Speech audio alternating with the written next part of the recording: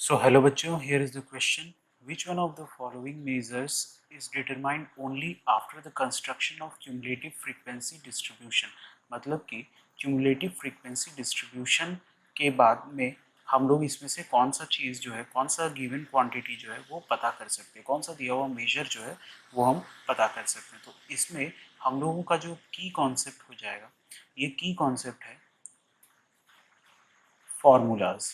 Okay, तो जितना भी ये मीन, मीडियन या मोड है, उन सब का फॉर्मूलाज और कम्युलेटिव फ्रीक्वेंसी कि कम्युलेटिव फ्रीक्वेंसी क्या होता है. तो कम्युलेटिव फ्रीक्वेंसी क्या होता है? कम्युलेटिव फ्रीक्वेंसी होता है कि जब दिया हुआ फ्रीक्वेंसी में से हम लोग प्रीवियस फ्रीक्वेंसी को एज इट इज़ लिखते हैं और फिर जितना आगे फ्रीक्वेंसी आता है उसको हम लोग ऐड करते हुए जाते हैं. तो अब हम लोग देखते हैं कि मीन का फॉर्मूला क्या होता है. हम लोग करेक्ट आंसर फाइंड करते हैं. तो सबसे पहले हम लोग फॉर्मूला देखते चलते हैं. तो मीन का फॉर्मूला क्या होता है? मीन का फॉर्मूला होता है sigma F I x I by sigma F I. तो इसमें कहीं पे भी कम्युलेटिव फ्रीक्वेंसी का यूज़ नहीं हो रहा है, तो ये ऑप्शन तो बिल्कुल नहीं होगा.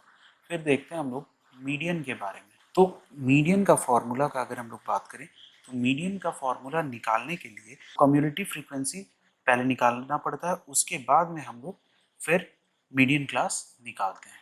ठीक है, तो मीडियन का फॉर्मूला क्या होता है?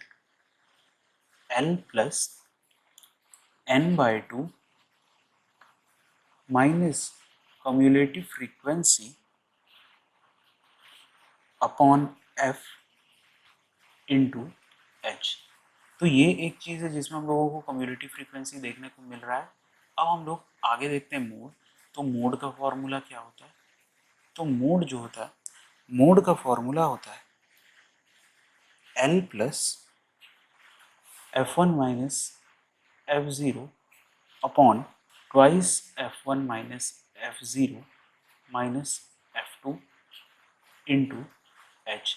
तो इस वाले केस में भी हम लोगों को कम्युलेटिव फ्रीक्वेंसी का ज़रूरत नहीं पड़ रहा है. तो और फोर्थ ऑप्शन है हमारा नन ऑफ दिस. तो नन ऑफ दिस तो होगा नहीं, तो हमारा ऑप्शन क्या बचता है? Median. So our final answer is median. So median is the correct answer. I hope you understood it very well. Thank you and all the very best.